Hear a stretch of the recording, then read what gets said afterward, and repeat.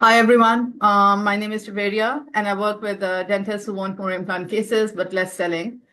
Today, I'm really excited because we are diving into something that a lot of dentists face, that is how to use online reputation to pre-sell treatment before patients ever walk into the consult. If you're tired of being a walking catchphrase, explaining the same thing 1,000 times and watching consults go nowhere, then this one is for you. I'm beyond excited to be joined by Dr. Len, who is a dentist, a consultant, a speaker, and an author. He's been recognized for 8 consecutive years as one of the top leaders in dental consulting by Dentistry Today. He's the author of Raving Patients and 100 plus tips to 100 5-star reviews in 100 days. He owned and operated the Pennsylvania Center of Dental Excellence in Philadelphia. He's also the leader of the dental division at Bird Eye, a reputation marketing platform which is used by over 10,000 dentists. He hosts the widely popular Raven Patients podcast and also the annual Supercharge Your Dental Practice conference in South Florida.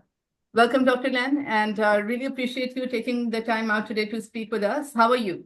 How I'm has your good. journey been? Thank you for having me. I'm doing well. Thank you. Uh, I just got back yesterday from San Francisco, meeting with you today, and then tomorrow I head to Dallas for another event. So I enjoy sharing my expertise with audiences. So I'm excited to share it with your audience. Okay, so before we dive into it, I would love to know how your journey has been. What made you transition from being a practice owner to now a consultant and author? Tell us a little about your journey. So I bought a practice in 2007.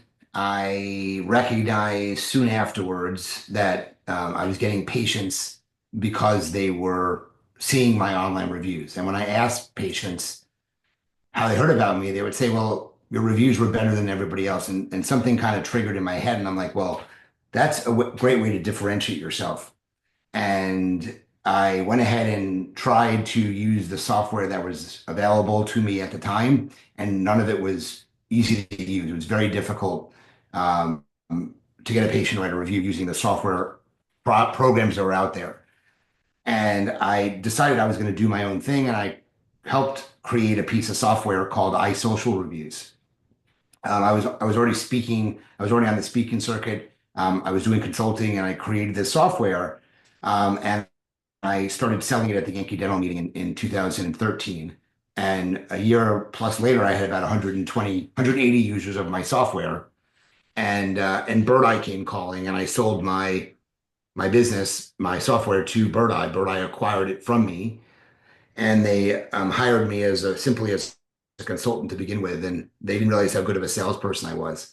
So I became a full-time employee in 2015, so almost 10 years ago. I've been there 11 total, and as time went on, I spent more and more time teaching the concepts that revolve around reputation. I became an expert in the reputation space. And I really felt a lot better when I wasn't doing dentistry. So in 2017, I actually hired an associate and I cut my days down from 4 days to 2 days, Mondays and Tuesdays. And she would be in the office on Wednesdays and Thursdays. And I would be traveling those other days a lot. Otherwise, I was home not practicing. And I just realized I enjoyed it a lot more than practicing dentistry. So I made it where in 2020, I moved to South Florida.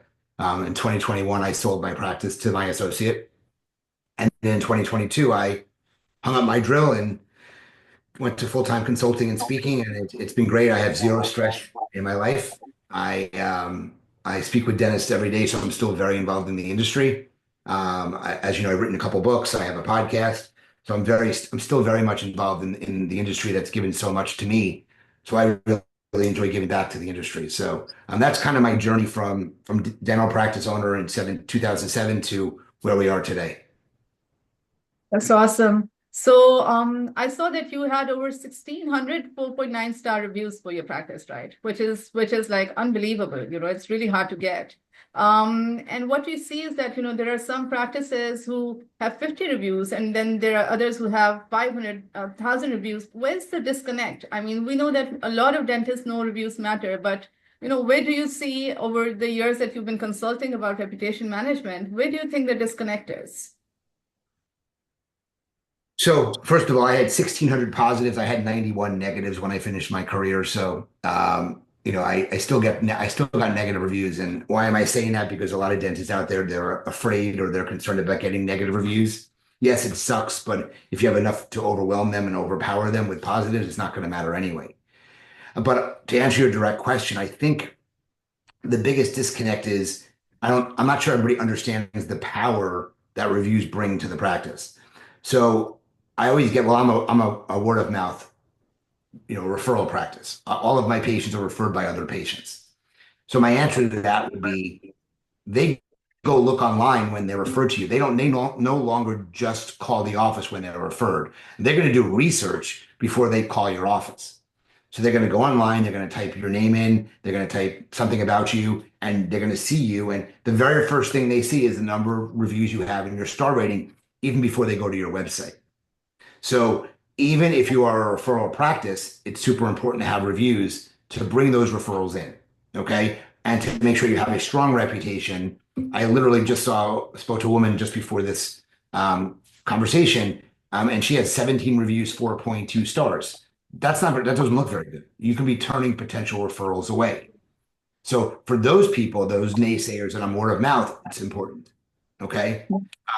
But I don't think people really recognize the fact that being able to get reviews is one thing. Okay. Asking your patients is the other. You can ask your patients till the cows come home, but so few of them actually do the reviews on their own. You need to give them that push. And if they do it on their own, they're normally a bad review. It's not normally a good review.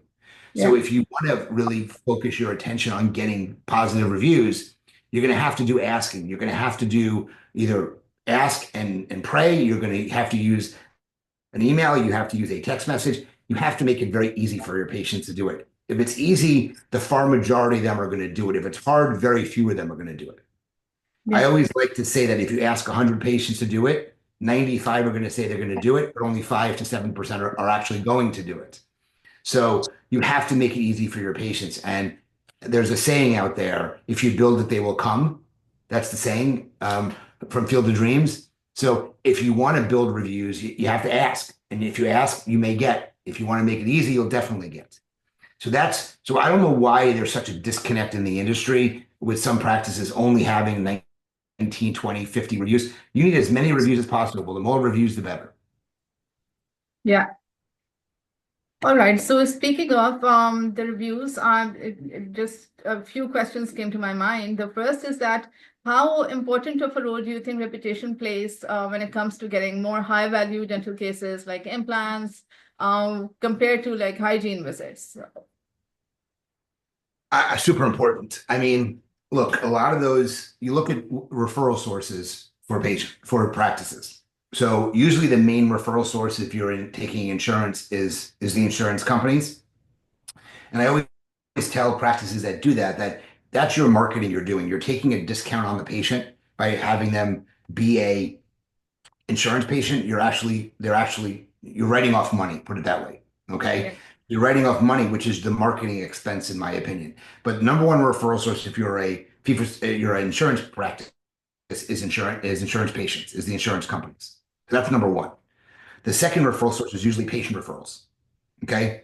The third referral source is usually online, and those may be swaps. Okay. So the marketing that you're doing online to bring patients in. You're not marketing for the hygiene patient. You're marketing for the higher level procedures, implants, aligners, cosmetics, sleep, those types of things. Okay. That's what you're spending marketing dollars on to bring into your practice when you market your practice. And what are they going to do? They're going to look you up online when they hear about you. They're going to check out your reviews. And if you have enough positive reviews out there, okay, and you have a high enough score, the marketing that you did should convert them into a patient. Okay. So that is incredibly important for those practices that are looking to bring the high volume, high procedure dollar amounts in. You have to have a sterling reputation online. You have to invest in the technologies that enable you to look better online. Okay.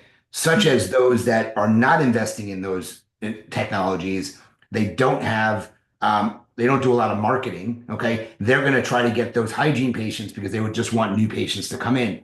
You still want to have reviews, but if you don't have enough reviews, the high end marketing is not going to work. And it's Yeah. simple.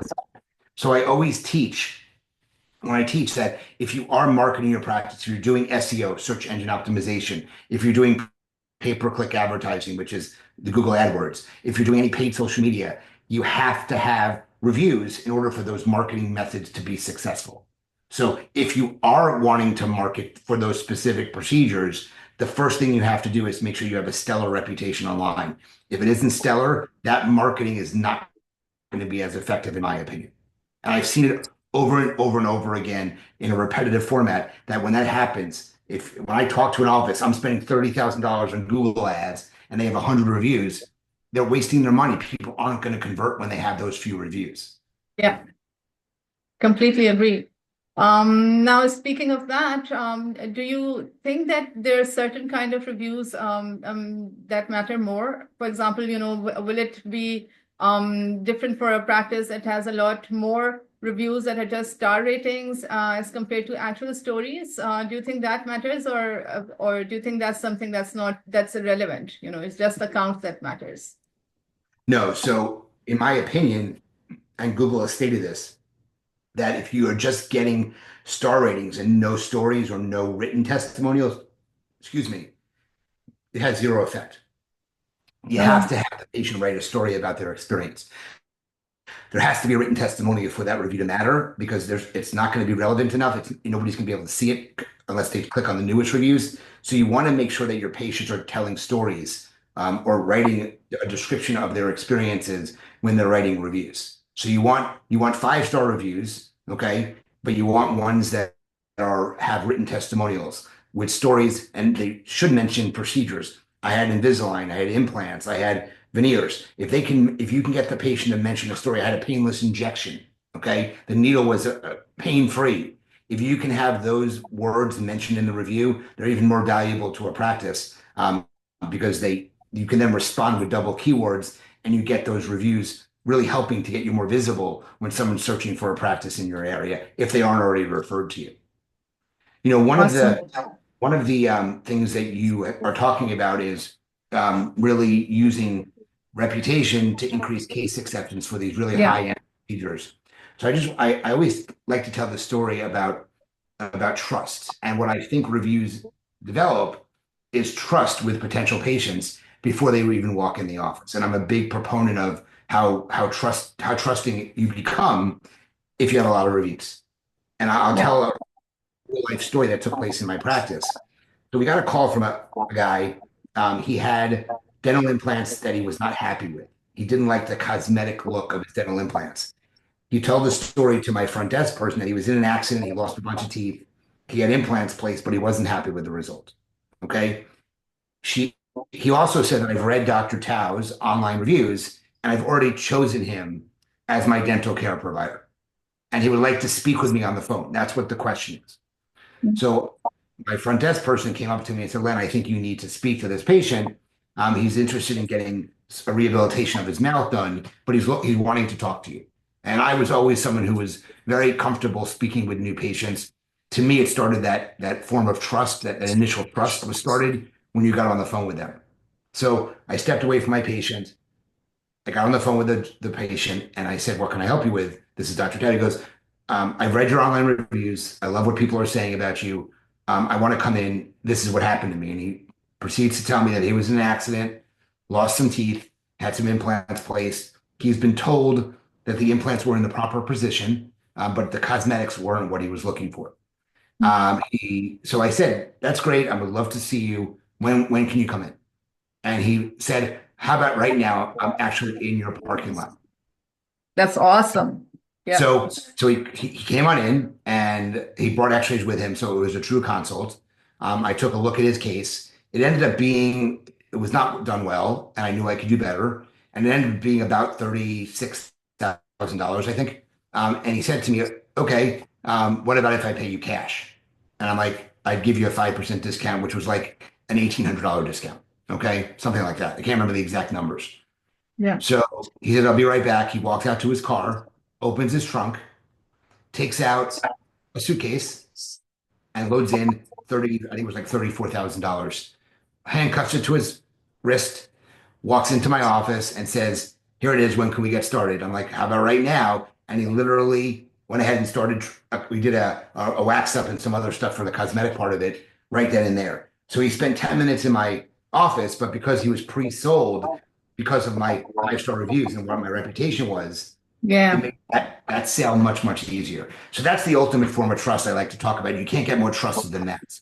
Yeah. So just wanted to relay that. I thought that was a really important point to get out there about the trust factor when it comes to online reviews.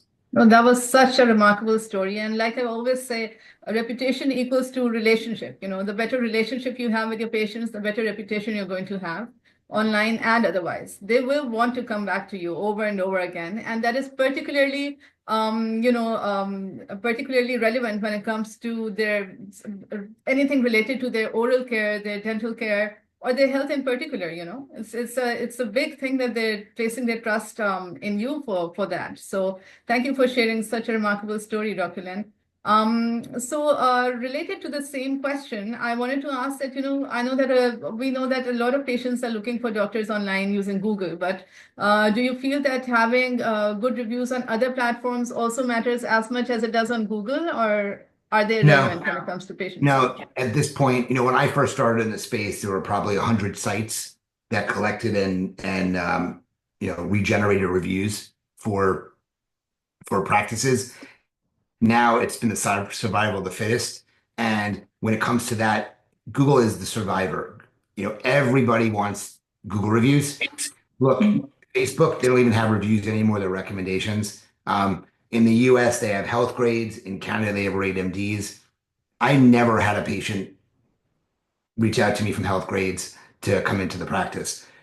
In Philadelphia, Yelp is not that important. If you're in California as a state, if you're in Miami, Chicago, New York, Dallas, not Philadelphia, Yelp may be important for reviews, but you have to remember people don't really go on Yelp to look for a dentist. Okay. They're going to go on Google to look for a dentist. And then when they find you, they may look at your Yelp reviews, but they're not using Yelp as a search engine for dentists. It doesn't really work that way. So again, I think you need to dominate Google to be found and then let the reviews speak for themselves. All right, got that. Okay, I have one last question before we wind this session up. Speaking from your experience, how would you say somebody, a dentist who's just getting started and has only 10 reviews, what do you suggest should be the first few steps that he takes to building a reputation that compounds over time? What are the steps technically, technologically speaking, and also otherwise? So I think the most important thing, and I like teaching this, is that the practice has to create a reputation culture. And what that means is you have to teach the team members or talk to the team members about, hey, we're going to be asking our patients for reviews. Because of that, we have to be on our best behavior. We have to treat the patients really well. We have to make sure we put our best foot forward because the patients are basically going to be here. They're going to be observing what we're doing, making sure the work is done right, correctly. And then they're going to go home and we're going to ask them for a review and they're going to report on what their experience was in the office. So you have to create this reputation culture where the practice is in position to want to get reviewed.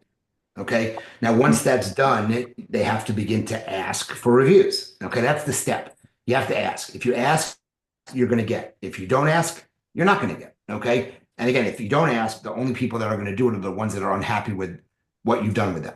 Okay. Now, asking is a great way to start, but it's definitely not the end all be all. It's very difficult to be able to get a lot of reviews by just asking. So my recommendation is to use software to do it for you. We make it very easy. And again, I work for Bird Eye. Bird Eye makes it very easy for the patients to do the reviews because we do all the work for them. All the patients do is click on the link and they write the review. So we're automated through the practice management software. We cross post the reviews to Facebook and Instagram. They go to the website. So it's, to me, practices that do the best are going to be using some format or some form of software to be able to do that. Okay. So it's really easy when you use software to help. Okay. And all that means is you're investing a few $100s in a piece of software that's going to have a dramatic impact in how you not only get reviews, how many you get, the velocity and how you get them. Okay, those are all three ranking factors, but also how you rank online. And ranking online is super important. There are so many practices out there that have 5, 6, 700 reviews. And when you do a Google search for the area where they're in for a dentist, you can't even find them. So the Yeah. practices that do the best are going to be the ones that have both credibility and visibility. And when you have the credibility and you're also visible online, those reviews actually work to bring patients into the practice. Okay. So Mm. ultimately, what I'm trying to say is try it doing it yourself. You're probably not going to be that successful. And then you want to find a company that you demo the software and you feel comfortable with what they do and let them do most of the work. You just treat the patients well and the reviews come. So if someone's just starting out, if if someone's just starting out, you just have to get the steps started to really start getting your patients to start writing reviews and see if you need help doing it. Awesome, awesome. And there's one more thing that you mentioned that, when you moved on from your practice, you had like 91 negative reviews. And just to close on that note, I mean, even a single bad review can really affect you, right? You really start questioning what you did wrong or how you could correct it. So how would you say is the best way to respond to a negative review? And if you can share like one of the toughest criticisms that you faced and how you dealt with it emotionally and otherwise with the patient, how did you communicate and all? I think that will be a great learning lesson for the people who are watching out there. Yeah, so every practice gets bad reviews. I mean, I always like to say if you haven't got a bad review yet, you're not a real dentist. I mean, people Yeah, leave practices all the time. Okay, they leave for insurance purposes. They leave because you had a money problem. You ran late. So there's no perfect business out there. So you have to expect that you're going to get some negative reviews. And I like to say, every experience is not going to be 5 stars. So expect to get a negative review every so often. Okay. But it's really the way that you deal with a negative review that really will determine whether it's a negative impact or a positive impact on the practice. So I truly believe that most negative reviews the practice gets is from a patient, unless you have an incident like when that guy killed a lion in Minnesota and he got all these reviews left for him. Unless something happens where you make the news and people are leaving bad reviews. Okay, those are not going to be necessarily patients, but in most small practices, more than likely a patient had a bad experience. They don't want to use their real name and they use an alias and they write a bad review and they're going to embellish it so it doesn't sound like it's a truthful story. So again, I think the way you handle it's going to be important. So number one is relax, take a deep breath, count to 10 before you respond. You don't want to respond, you don't want to sound angry, okay? You want to be careful what you say because your words will live forever online. All yeah, right. So that's the first thing I say. Once you're not angry anymore, I always recommend that if they know who the patient is, that they reach out to the patient and try to correct the problem. Okay. So if it's a financial issue, see if you can appease them financially, but see if you can correct the problem. Because most bad reviews are written because the patient doesn't feel listened to. Okay. yeah, If a patient feels listened to, then a lot of times they're going to actually take the bad review down as long as you're willing to address their concerns. Okay. So the first attempt should be taken offline, reach out to the patient, attempt to fix the problem. Hopefully the review will be taken down. Okay. If the review can't be taken down or you don't know who the patient is, I like a very generic response. Okay. We value all types of feedback in our office and we welcome the opportunity to discuss your concerns that you had with you. We apologize that you had what you perceive as a poor experience. Please contact the office so we can discuss your concerns. And unfortunately, I'm unable to answer publicly due to HIPAA. There's nothing wrong with a response like that. At least you are responding to the review.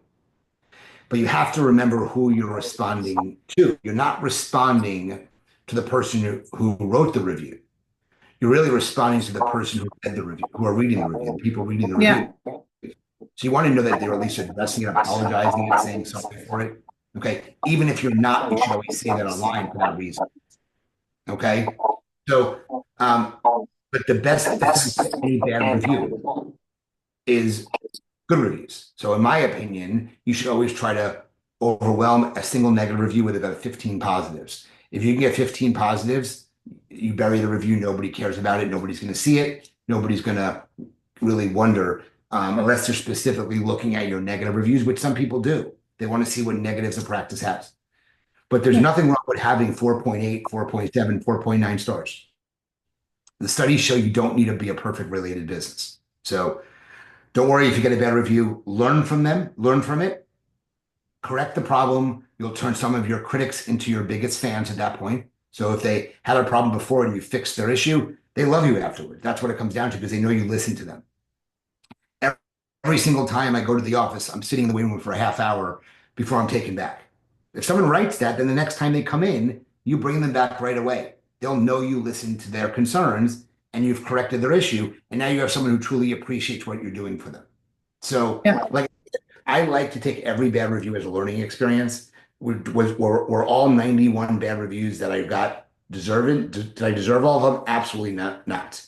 Did I deserve some of them? You bet your sweet ass I did. Okay. And it was because of my attitude. It was because of my directness. It was because of my, my rules. I was a fee for service practice. I wanted to be paid. Okay. I never ran late. Most of the bad reviews I got were not about my dentistry. Okay. So, but if you get a bad review, relax, calm down, and take a deep breath because it's not the end of the world. You won't lose your practice. That's not going to happen here. Thank you so much, Dr. Len. I think this was the most valuable session that we could have done for practices that are just starting, practices that are thinking of re-strategizing and focusing on more high-value cases, and practices that have been in the business for a while and just want to take it up a notch. And I have a program, it's called the Busy Dentist Program for selling implants. And we place reputation management and reviews at the very core of it, because that is how you're building long-term relationships with your patients. And it's not just about attracting new patients all the time, it's also retaining the ones that you have. That really adds to the bottom line of any dental practice. Really appreciate you again, and hopefully we are going to take this conversation forward some other time. We'll have some more thoughtful sessions together, and thank you so much. Thank you. Thank you for having me. Bye-bye.